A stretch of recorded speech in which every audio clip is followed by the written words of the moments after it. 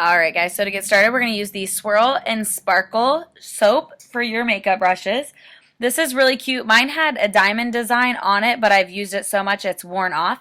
Those little purple and red things in there, they're little like plastic diamonds to help scrub your brush out. And as you've seen at the beginning, the lid had like a little diamond type apparatus in there too to help you scrub your brushes out. I did forget to film an intro for this, so we are just jumping right on into it. I love to use the Sigma Spa Mat. It's my favorite thing to use to clean my makeup brushes. It really cuts time down. So what I like to do is put this in the water, the brush head facing down. You never want to face it up like this because you don't want that water to get in the ferrule and break apart that glue. It's not going to let your brushes aren't going to last as long if you do that. So you always want to make sure you never get water past the top part of the ferrule because it will get in there, and don't have your brushes like sitting in the water. As you can see, I got water above the ferrule on that one only because I had a little like paint or something on it. So I'm going to fast forward this just to show you guys. Like, this is how I clean all my makeup brushes. I do have some brushes in here. I want to show you how awesome this soap and spa mat works.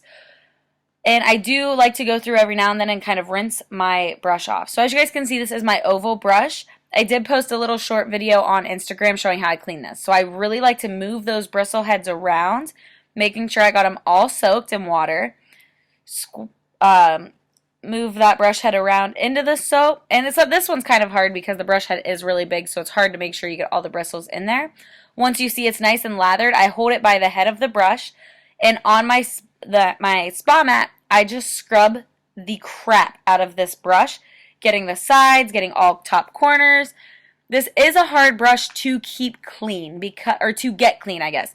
They say it's so dense that it doesn't soak the product up. However, I feel like that's a lie because there is product that gets down in those bristle heads. So I just always run the water through, make sure I'm squeezing to make sure all the soap is out, and I'll go through and run the bristles both ways to make sure I have all of it out, and keep squeezing to make sure you get it all out. And then I'll store it where the bristles are face down. So it's the same with these other ones. And these diamonds will eventually come out. They're just put in the soap. So once you use past that soap, they're going to come out. So yep, this spa mat, it used to take me like 2 hours. Like, look at how disgusting this brush is.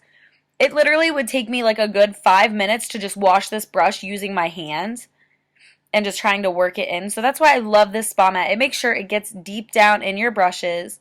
It just works so well.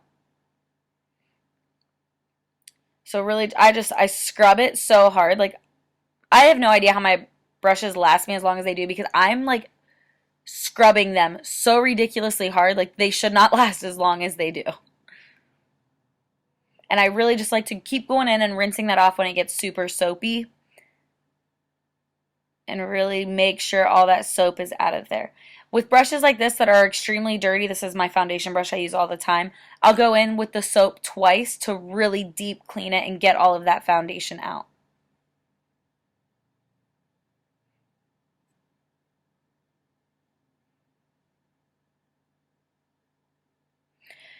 And I really like to squeeze that, make sure all the water's out. I do store mine upside down, which if you guys have seen my DIY, look at how clean that is. Like, that's crazy.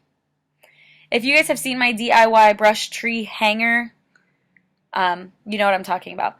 This is another soap from Swirl and Sparkle, just another one that I had that is for smaller brushes, so I kind of got that. These are scented so well. Like, I'm pretty sure she has unscented ones, but I love the scented. I have toasted marshmallow, and then this one's like a tutti fruity one, and it smells so good. They all smell amazing, and it leaves your brushes smelling nice too, so it doesn't really wear off. This brush I used for face painting, I just want to show you guys, it was pink. The bristles are white and brown, so it was so pink, and you can see that. I like to go in and kind of rinse the soap off. Like, I was dumbfounded when I seen how good it got all of that color out. I mean, look at that. Like, no pink whatsoever. So, Swirl and Sparkle is a really good company. It's ran by Mary Lang. And what she had created it for, she was telling me she created it because in Chicago, they were conserving their water. And so she didn't want to leave the water running. So what she would do was fill a bowl with like dirty water and then have like a rinse off bowl. So she would dip her brush in the bowl with dirty water, run the soap through it, scrub it, clean it, make sure it's like gets all clean, and then rinse it off in the rinse water and squeeze all the excess water out just so she could save water while still cleaning her makeup brushes. I think it's such a good company, such a good brand. I got the chance to meet Mari at IMATS in New York this year, and she was so awesome, such a sweetheart, so nice. Gave us so many samples. I mean, she was awesome.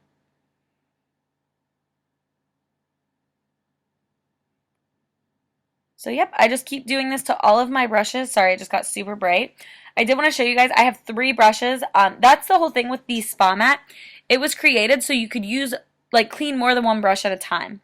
So I take 3 of my brushes. I always make sure I have similar brushes to where, like, either like 3 blending brushes, 3 eye brushes, and whatnot.